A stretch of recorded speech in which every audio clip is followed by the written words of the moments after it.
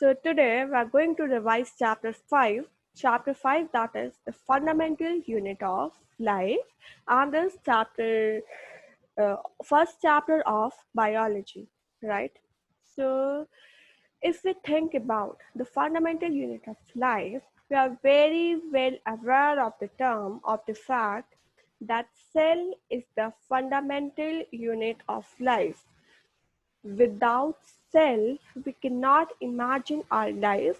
We cannot imagine the organisms, right?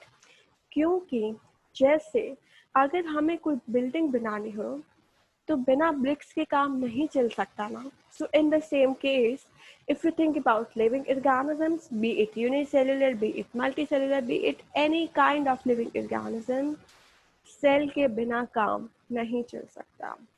So now, before discussing the structure of the cell in detail, let's talk about those times जब हमें cell के बारे में कुछ पता ही नहीं था.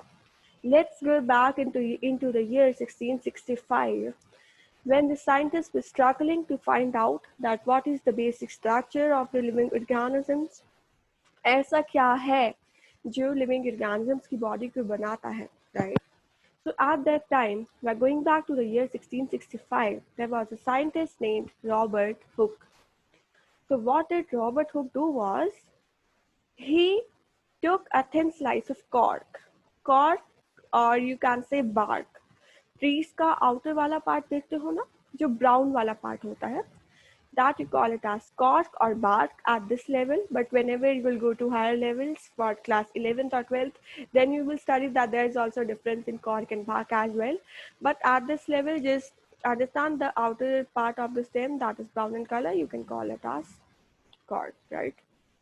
So he took a thin slice of cork, and what did he do was, he observed that thin slice under a microscope, right? So when he observed that thin slice of cork under a microscope, he observed that there are some small compartments present, right? छोटे छोटे से compartments उसे दिखे उस microscope के नीचे. तो उसको वो structure देखकर ऐसे लगा, the structure that he observed under the microscope was similar to the structure of a honeycomb. Honeycomb, मधुमक्खी के छत्ते जैसा structure उसे microscope के नीचे देखा. I hope all of you have seen the honeycomb structure, right? If you carefully look at the honeycomb structure, उसके अंदर हमें छोटे छोटे से compartments दिखते हैं, right? In which the honeybees live. तो उसको वैसे ही माइक्रोस्कोप के नीचे छोटे छोटे से कंपार्टमेंट्स दिखे. एंड इन लैटिन लैंग्वेज छोटे छोटे से कंपार्टमेंट्स के लिए या छोटे लिटिल रूम्स के लिए टर्म है सेल्यूले. तो वहां से इंस्पायर होकर, क्योंकि उसे छोटे छोटे से रूम्स दिखे थे, he observe little compartments, little rooms, so he termed those little compartments as सेल्यूले, और वो सेल्यूले से आगे क्या नाम आ गया, सेल नाम आ गया. So this was about the discovery of cell, that the cell was discovered in 1665 by Robert Hooke when he observed a thin slice of cork under a microscope, and he observed that there are very little compartments, and in addition to that, those little compartments were separated by a membrane, right? एक दूसरे से एक boundary से separated थे. ऐसा नहीं था कि वो कंपार्टमेंट्स कॉन्टिन्यूएशन में थे. Those compartments were separated by a boundary, and he called those compartments as सेल्यूले और cell. So when Robert Hooke discovered cells, हमें कुछ कुछ आइडिया होने लगा कि लिविंग ऑर्गेनिजम्स की बॉडी बनी कैसे होगी. तो उसके डिस्कवरी ने इंडिकेट किया that the body of living organisms is made up of small structures or units, and today in the present scenario, in the present time, we call those small structures or those small units as cells. Okay, so that was about the discovery of cell, and you need to remember the name of the scientist and the year as well. Okay, so but when we move towards the detailed structure of cell, in addition to that, there are some other scientists as well who have contributed immensely for the understanding of the cell and for the understanding of the construction of living beings, right? Now, you need to focus on one thing, that Robert Hooke took a thin slice of cork, and if you can recall, that is a dead cell. So, Robert Hooke discovered dead cells for the very first time. So, when the Robert Hooke discovered cells, then other scientists also started working on it. So, it was a scientist, Leeuwenhoek, who discovered the living cells for the very first time. So he discovered the living cells in pond water for the first time. So you can be asked a question like name the scientist who discovered the living cells, so your answer should be Leeuwenhoek. But if you are asked the question name the scientist who first discovered cells, your answer should be Robert Hooke precisely.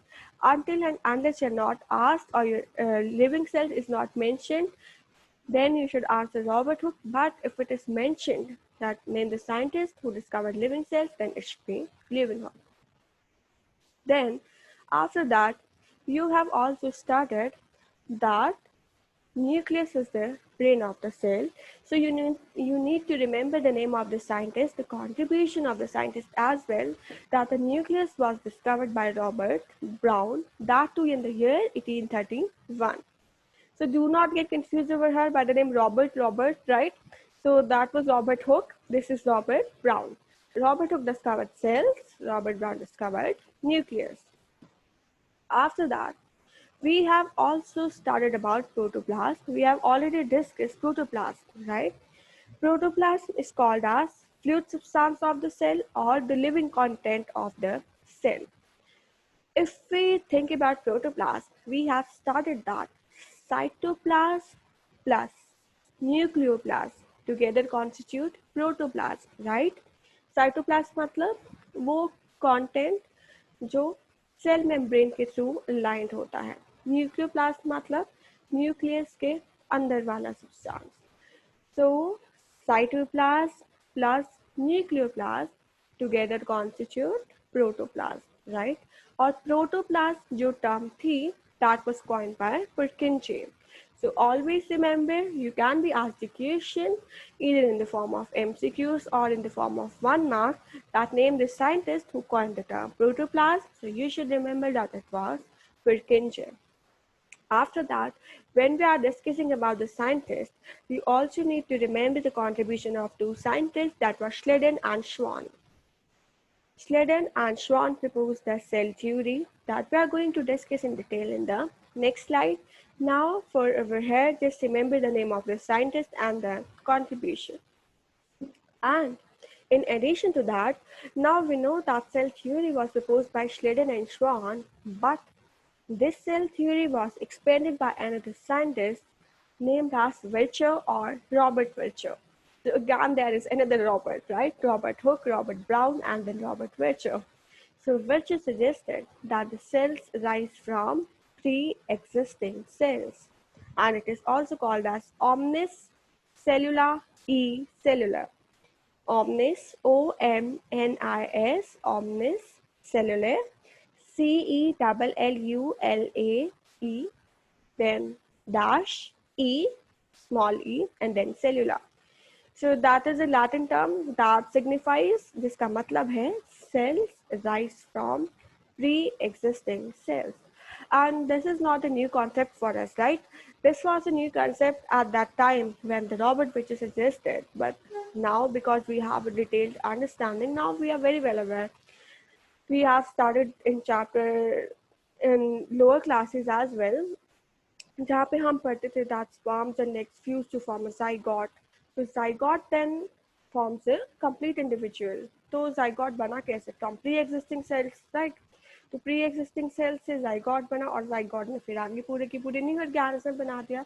So this happens every time that cells arise from the pre-existing cells, right? So this is all about the contribution of different scientists that you need to remember. You can be asked the contribution of scientists in 1 mark or 2 mark, and you should be able to answer that. Okay, now let's discuss about cell theory. So we have already discussed that cell theory was proposed by two scientists, that were Schleiden and Schwann. The two postulates of cell theory that you need to understand and that you need to remember is very first postulate is all plants and animals are composed of cells. अब हमें ये बात कोई नई नहीं लगती, right? It seems very obvious to us, but in the time when there was not very much understanding and we didn't have idea about the organization of living beings, वहाँ पे ये बात बहुत बड़ी बात थी, बहुत बड़ा लैंडमार्क था, when the scientists stated that the plants and animals are composed of cells. And the second postulate that they stated was cell is the basic unit of life. Now, at this point, if you are asked a question that describes cell theory, in that if that question is for 2 marks or for 3 marks, the first thing that you would write over there is that it was proposed by the scientist Leiden and Schwann, and then you need to mention two postulates. If you do not mention two postulates, your marks would be deducted. So kindly remember those two postulates. So when Sladen and Schwann described the cell theory, after that it was expanded by another scientist named as Virchow, and he stated that all cells arise from pre-existing cells. Also, you need to note down over here, if you are asked about the contribution of Virchow, you cannot just simply say that he expanded the cell theory. That would only result in half mark, right? You need to mention the contribution. Okay, that's right, he expanded the cell theory, but what did he state? You need to mention that he stated that all cells rise from pre-existing cells, okay? So you should always submit your answers properly and in a proper manner. In your answer should be complete, right? So that was all about cell theory. Now, if we think about the cell, so on the basis of number of cells present in the body of living organisms, organisms can be divided into two categories, unicellular and multicellular.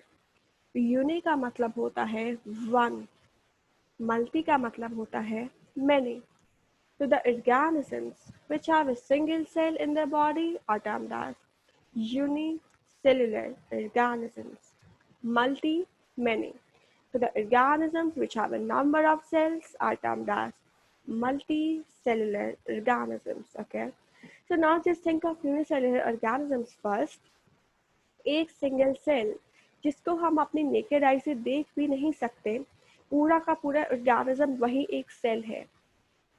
And in addition to that, also remember that a single cell is also capable of doing all the functions that are essential for survival.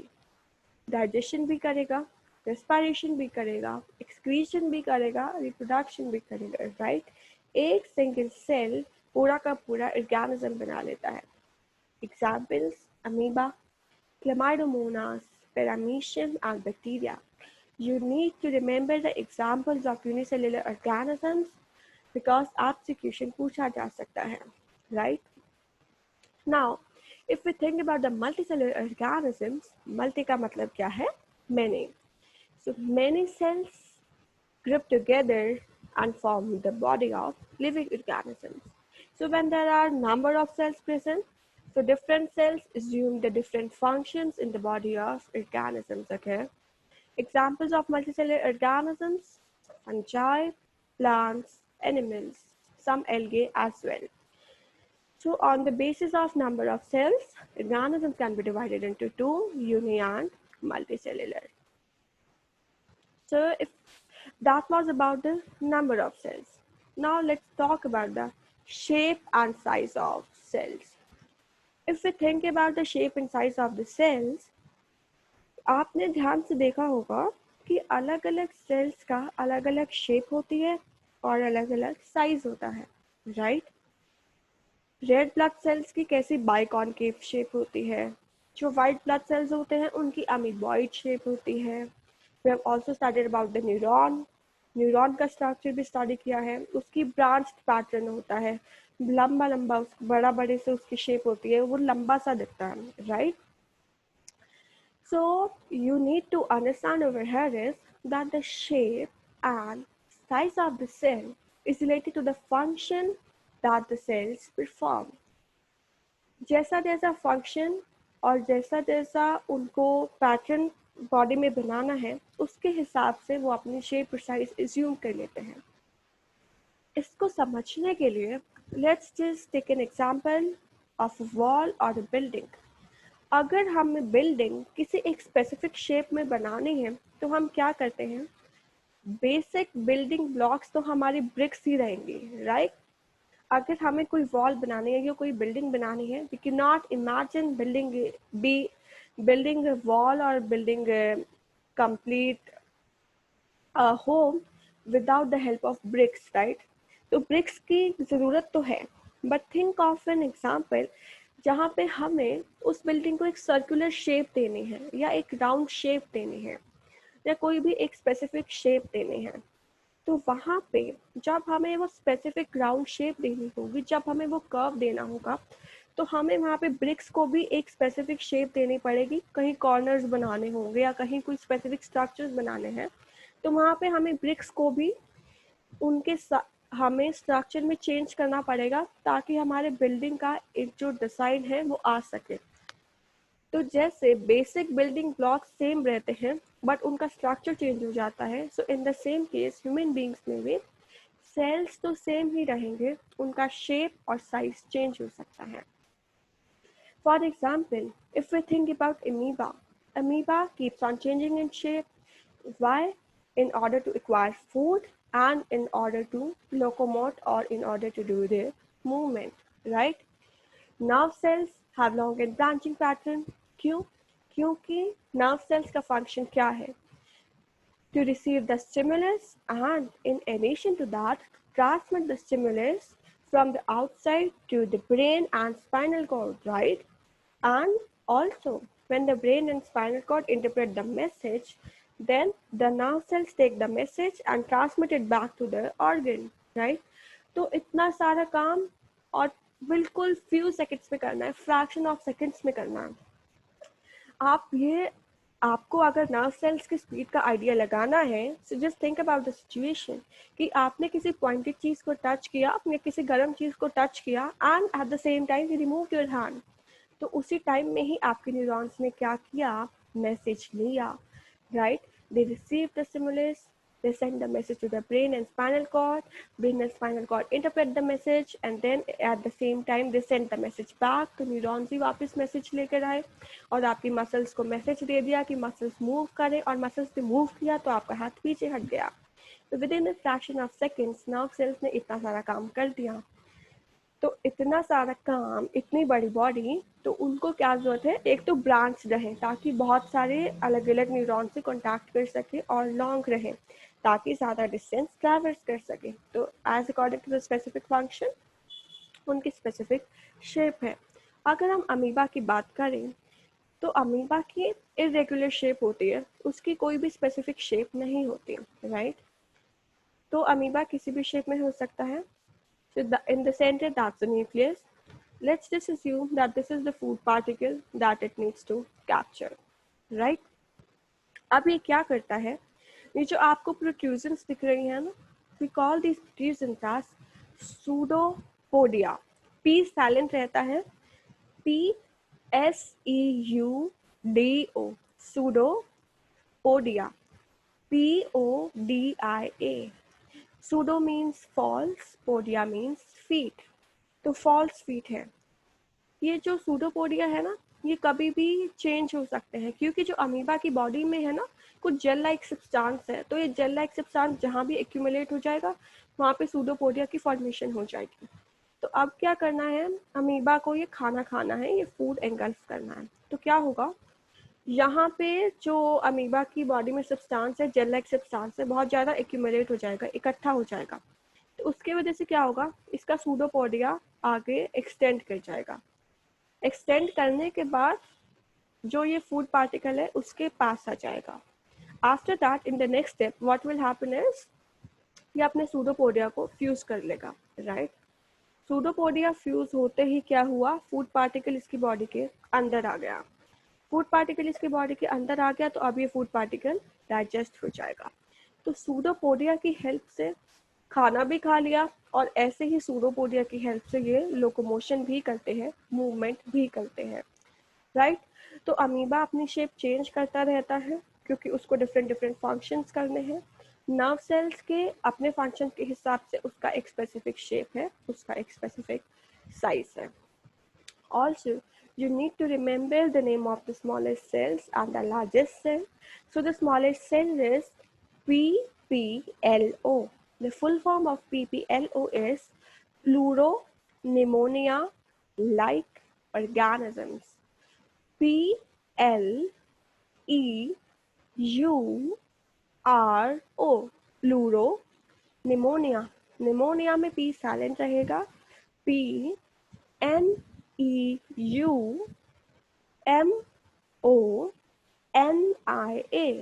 pluro pneumonia-like organisms, or also called as mycoplasma. So that's the smallest cell known. And the largest cell is ostrich egg, right? In addition to that, you also need to remember that the longest animal cell is nerve cell, okay? So that was all about the shape and size of cells. Now, just try to understand that cell is called as structural and functional unit of life. क्यों? क्योंकि structural unit का मतलब क्या है? ऐसा unit जो पूरा का पूरा स्ट्रक्चर बनाएगा। जितने भी लिविंग ऑर्गेनिजम्स हैं उनकी बॉडी बनी तो सेल से ही है, बिना सेल के तो नहीं बनी। That's why cell is called as structural unit. And in addition to that, all the functions are performed by a cell, right? Any function that you can imagine is actually performed by a cell. And in addition to that, all the functions that are essential for survival are performed by cell. An independent cell is capable of existence, right? एक single cell अपनी independent existence कर सकता है. That's why cell is called as structural and functional unit of life. So I hope it's clear to you, and you may encounter a question that justify the statement that cell is called as structural and functional unit of life. So you should justify that structural because all the structures in the body of living organisms are made by cells, right? And functional unit because all the functions are performed by cells, and a single cell is capable of independent existence. In addition to that, cells also perform various functions like providing form and structure, processing the nutrients, and when it processes the nutrients, so what does it do is converts the nutrients into the usable energy. Okay. So after that, moving towards the next slide. So now we are done with understanding the discovery of the cell, understanding the contribution of the scientist towards the discovery of the cell, then thinking about the cells, about the number of cells, about the shape of cells, about the size of cells. Now we are going to study the structure of cell in detail. We are going to study about the structural organization of cell. In this topic, we will study about plasma membrane or cell membrane. We will study about cell wall. We will study about different kind of organelles that are present inside the cell. Okay. So we are going to start with the very first topic, that is plasma membrane. Plasma membrane or cell membrane.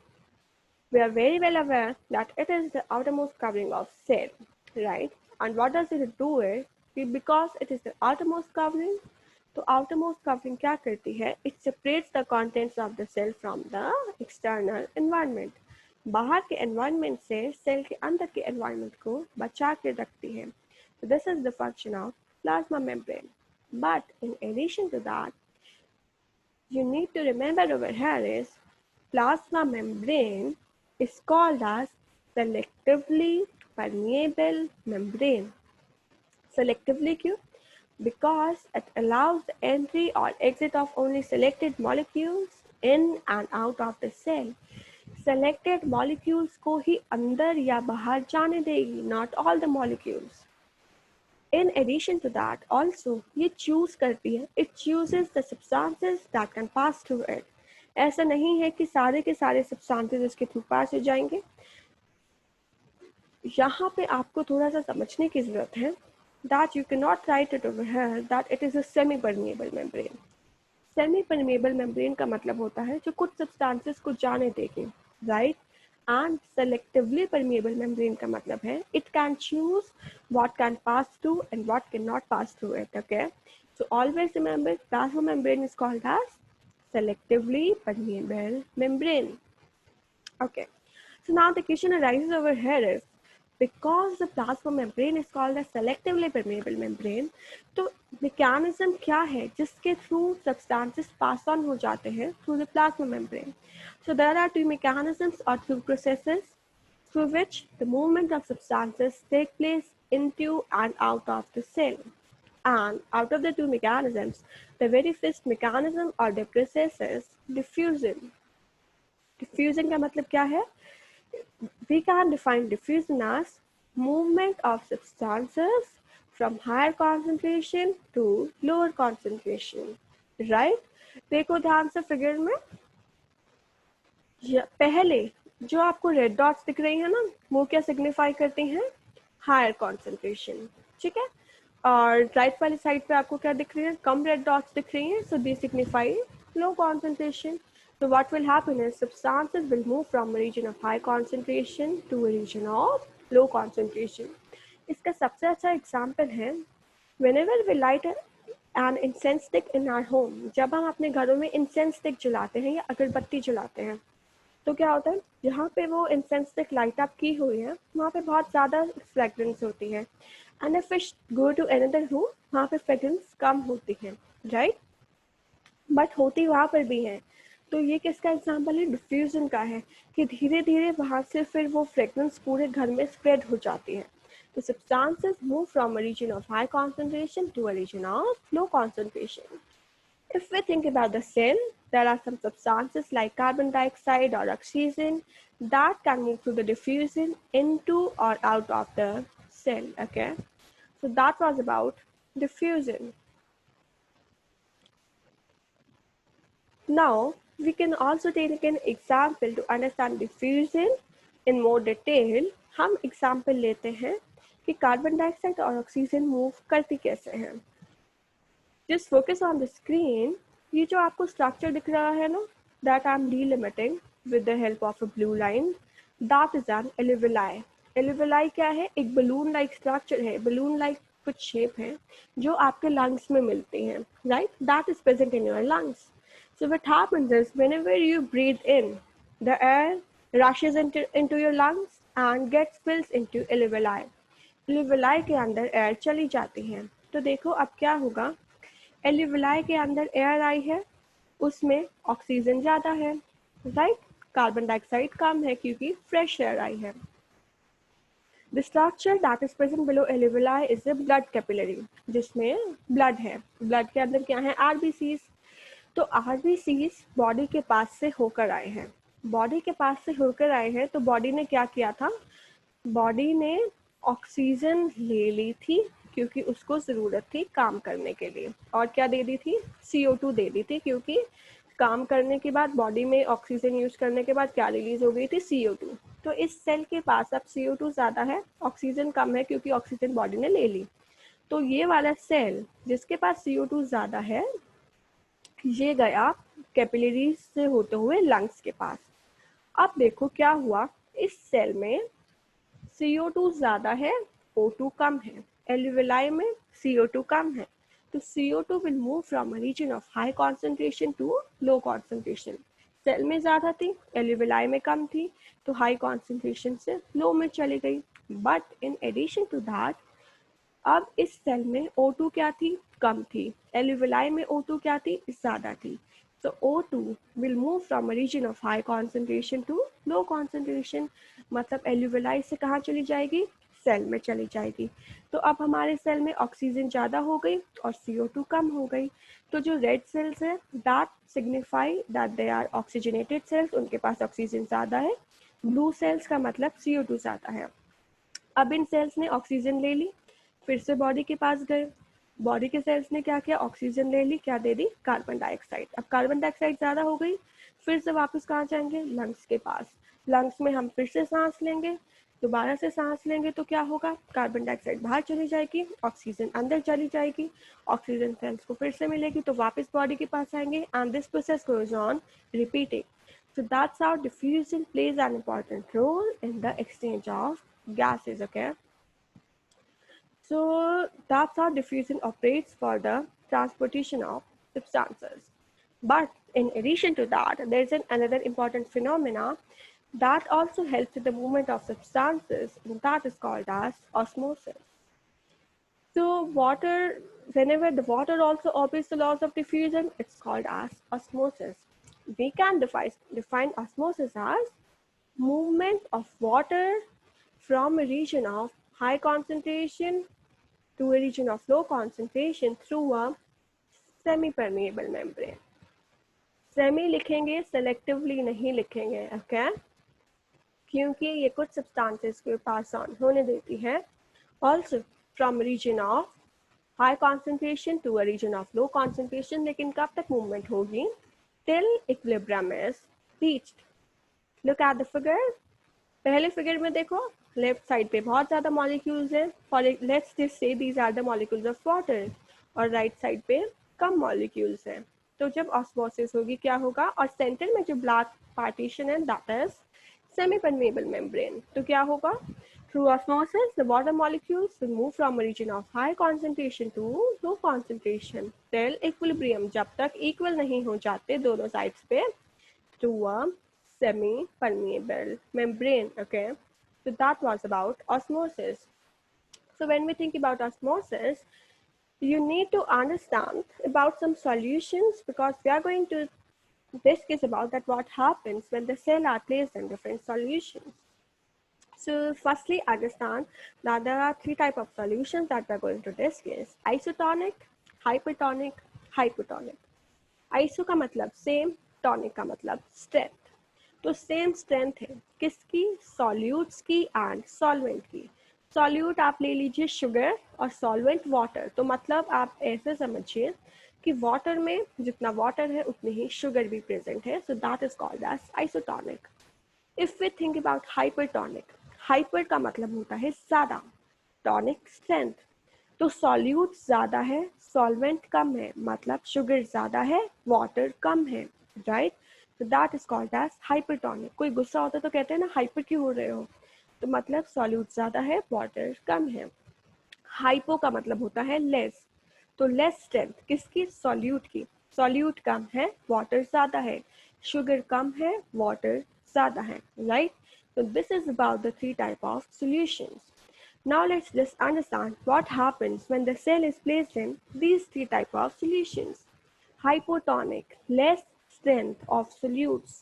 Solutes कम है तो water ज़्यादा है. Cell को अगर hypotonic में रखेंगे, बाहर water ज़्यादा है, water will move from a region of high concentration to low concentration. बाहर पानी ज़्यादा, अंदर पानी कम, तो बाहर से पानी अंदर आ जाएगा, cell will swell up. Isotonic same strength है, अंदर भी और बाहर भी, तो पानी अंदर भी जाएगा, बाहर भी आएगा, but there would be no net movement of water, right? Next is hypertonic. Strength ज़्यादा है तो पानी कम है, सॉल्यूट्स की स्ट्रेंथ ज़्यादा, पानी कम, सेल के अंदर पानी ज़्यादा है, तो cell will move from a region of high concentration, मतलब सेल के अंदर से water will move towards the region of low concentration. बाहर पानी कम है तो बाहर आ जाएगा, तो cell will shrink, right? So that's about the type what happens to cell when the cell are placed in different kind of solutions. और ये आपको आरो के थ्रू दिखाया हुआ है that ion concentration in extracellular space. Hypertonic में ions कम है, isotonic में ions equal है, hypertonic में ions ज़्यादा है. Okay? So that is all about today's class. We will discuss next topic in the next class.